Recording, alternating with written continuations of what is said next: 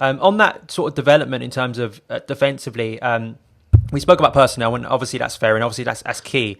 But do you think Frank Lampard and his coaches are not getting enough credit? Because I think if you're going to criticise Lampard about his lack of defensive sort of intelligence or structure, I think you got to, just because we've seen obviously improvement, and as you've stated, Thiago Silva, an amazing player to bring in, Mendy, clearly the right player to bring in, Chilwell the same.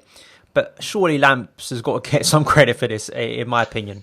I mean, of course, him and the coaching staff, because, people kept making the mistake that every time a mistake happened that would lead us to, a goal being conceded, that was automatically Lampard's fault, as if, like, when you teach the team how to defend, you'll teach them how to defend in, like, hypothetical moments that could happen in a game. I mean, Burnley do things like that, but we've got bigger ambitions. We have better players. We don't have to reduce ourselves to that type of prevention-only style of football, which doesn't make any sense when you're signing big players like this. So, I think it's just like this common thing today where, it's a lot of like entitlement, a lot of reactionary opinions. And I do think a lot of it comes from like not understanding the game. I think people with football, you can get a base level of enjoyment, but there is a lot of depth that goes to why you're getting pleased by the sport. It's not just 11 random guys, just boom, instant chemistry making things happen. There's a lot of preparation and work and drilling and pattern plays and coaching and drills and repetition, and then you need tons and tons of repetition to do anything. So, I feel like from this period, I'm just praying that a lot of people that were super critics for no reason might have a bit more perspective now when it comes to seeing the bigger picture, because I think that's what we're doing everything for, is for the bigger picture. So, that's how I kind of like feel about things. And I think the coaching staff, I mean, I saw the improvements from the start of the season. Is it their fault that players made stupid individual mistakes to put us under pressure? Of course not. I mean, you can't do anything about that other than maybe turn to the market to solve that solution. So I thought a lot of it was quite unjust and unfair. But I think now we're starting to see all the benefits of this work we've done with our pressing. I think we look a lot more organised. I think now we finally look like a team that can have, sit in a low block and actually seal out a win and actually do something. I like that, for example, the Burnley game. You mentioned that you like to compare how we played last season to this season. I did the same thing. See, now we beat Burnley last season. Yeah, we scored goals, but it came on the transition. How we beat them this season was instant control and domination, playing against the low block, splitting them open with ease, left, right and centre. And that's just like another example of that improvement. But there was one moment in that game to really just like emphasise how much we've improved defensively as a team, and how many points I feel we are going to get as games do seal out. That game versus Burnley, Lampard took off Kai. He moved Kante further forward as like the defensive box-to-box guy. Exactly the type of player you'd want in the final 20 minutes of the game. And then he brought in Jorginho, probably another player you'd want against a tight opposition who's just going to keep the ball moving quickly and take out a pressure. So I just think that, Lampard didn't just stumble upon this. There's been a plan from the start, but unless you have a full strength team from the start, then naturally it's going to take time to see it. So, yeah. There seems to be like an enjoyment about this team now in terms of defending. I don't know if you feel the same. Like there's a sense that this team, like even in periods in the game against Rennes last night, I think it was the first half before the second goal, which really, of course, killed off the game. Really, there was this period where Rennes sort of were in the game, but unlike last season, there was never a moment where I was like freaking out, because last season, anytime we let a corner for the opposition or a free kick into the box, you were bricking it. You felt we're in trouble here. And there was a period at the back end of last season where, I'm not kidding, there was about 2 or 3 game period that every ball that went into the box was a heart in the mouth moment for Chelsea fans. It's not that much trouble for Chelsea. And I think in terms of Mendy, in terms of really dominating his area, I think that's a big thing for Chelsea. And I want to move on to Mendy because he's been such an influential figure over recent weeks. I don't think I think a lot of us hoped, based on the numbers, I was not an expert on Mendy, but looking at scout reports about him, the numbers look good, but you never know how a player's going to adapt to the Premier League and being a Chelsea player. I mean, he's been exceptional. I mean, he really has. I mean, other than that stray pass against Man United, he's been faultless so far. Did you expect he would be this good or to have this much of an impact, or just generally your thoughts on Mendy so far? To be honest, man, I really felt confident by signing when Petr Cech and Olusegun were both really pushing to sign this guy and really being adamant about it. So, I mean, I was like, okay, I trust these experts.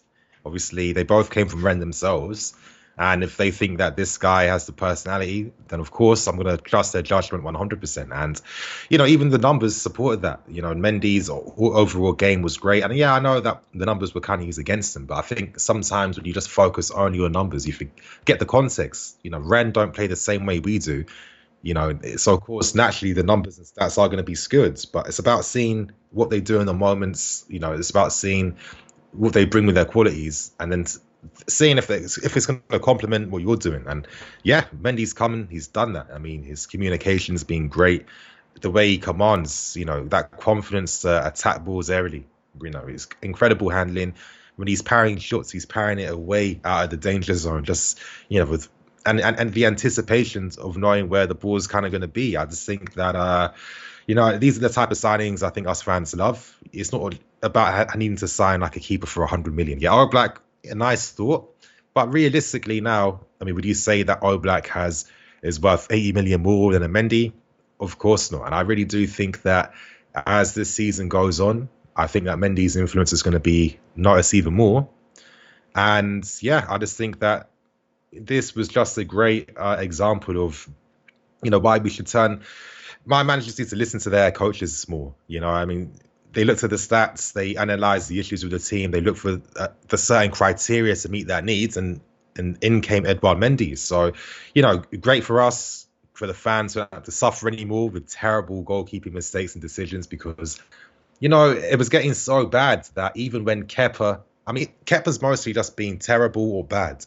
And it was getting to a point where even when Kepa was bad, there was like excuses still being made for that in terms of like, you can still do something when, I think unfortunately I've seen like, obviously I've been watching us since I was young. I've seen us make big money signings, and the reality is if they don't kind of step up if you don't see enough of them in like the first handful of games, it kind of does summarize how their career is going to be. It's not very often that, you can be good one season and terrible the last season. With Kepa on Sarri, the main reason why he looked decent was because we were a much more defensive team that didn't allow any shots on goal. You know what I mean? So it's natural that teams couldn't be in those dangerous areas where they could be affecting our goal. But when they were able to, he was still conceding those goals left, right, and centre the same. So yeah, Mendy coming, upgrades, and we're just infinitely better for it now. We are, and just look at the stats: 5 clean sheets in a row, 6 clean sheets in a row for Mendy, including the Crystal Palace game. Yeah. He's the first goalkeeper to have that clean sheet record in his opening games for Chelsea since, of course, Petr Cech. So I think that just shows you the impact of Mendy. Well done, I think it was like small moments. Once again, I spoke to you about like the Thiago Silva moment in and I know this isn't a small moment, but like I think it just shows you the improvement. And we can look at the saves against Man United, the reaction save against Sevilla.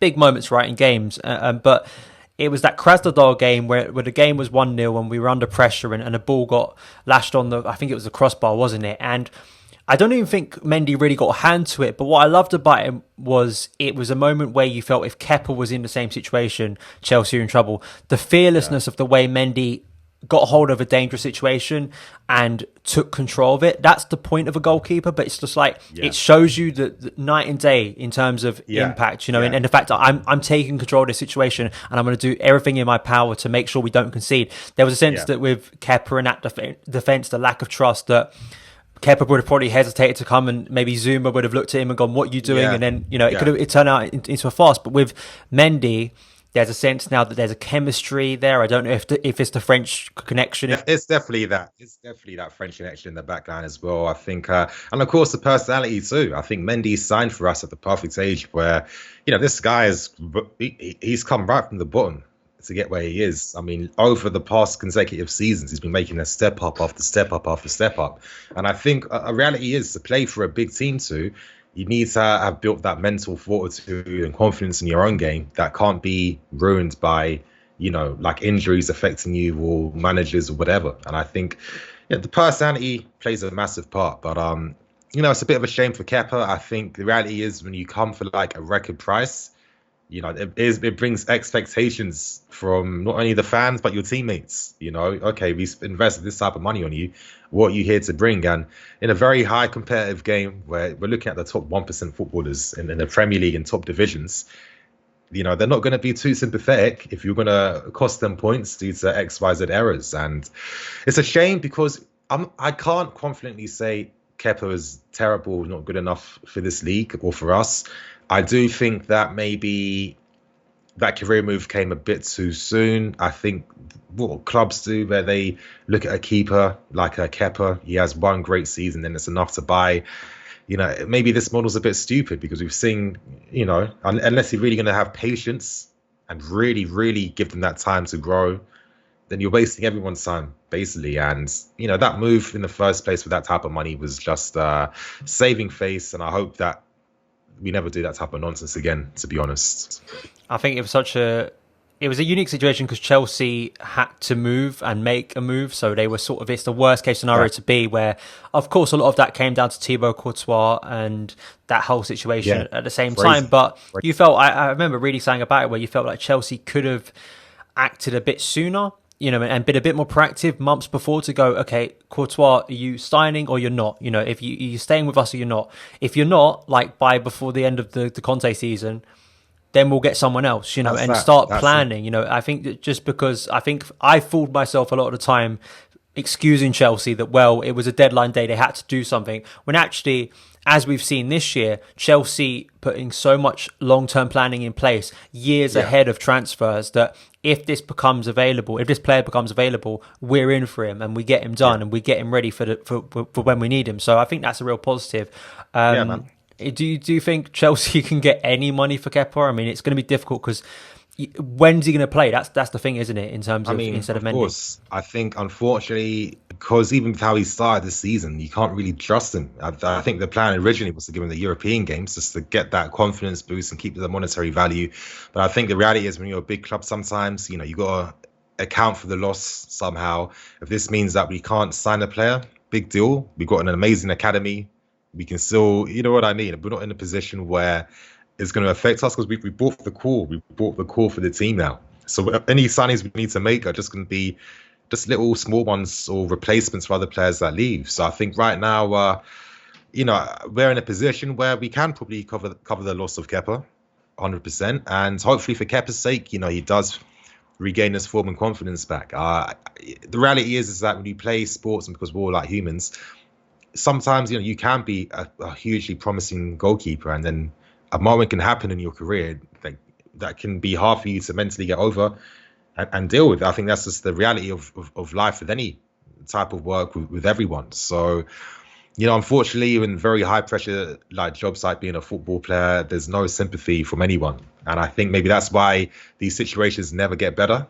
Because, you can never get back once it kind of breaks from the start. So, I'll sympathize for him. And, I do feel bad for someone like my scathing critiques, especially understanding, Kepa has shown that he has the ability, because we've seen it in isolated periods, like an incredible save, or, he leaves his goal line really early to do the right thing. But it's just about consistently using the right techniques at the right time, and I think it's the mentality which stops him from breaking that and going to the next level. So it's a shame for him, but hopefully go back to La Liga. Hopefully they can find him. Hopefully we're not going to ask him too much money, because no one's going to pay not even 50% of his wages. That's the reality. So it's a sticky one. It is, but I think, Lampard has to be ruthless. What do? Do you keep on sympathising? Lampard, I think, has given Kepa enough chances. He's given him enough time to break back into the first team. I don't think Kepa can realistically turn around and go, you haven't given me a chance. You've just thrown me out. And apparently, Matt Law was saying this, that Kepa's team thinks that Lampard has dealt with him well. At least that's what they were saying over the summer. So at least that's, a positive, that I think Frank's a good manager. And I think Gary Neville said this after the opening day, against Brighton, where Kepa made that mistake where you got to be ruthless as a coach, you know. And we look at recent years with Pep, with who was it in goal? The first year he replaced, I can't remember his name, like Claudio Bravo. Bravo, yeah. Bravo. He got rid of Hart, but Bravo, of course, cost him in the first season, and he eventually got Edison. And then you look at Klopp with what was it, Mignolet and Karius, and you know, it was the same situation. So these players are going to cost you in big moments, and you get ruthless. You go in the transfer market, you make something happen, and things change.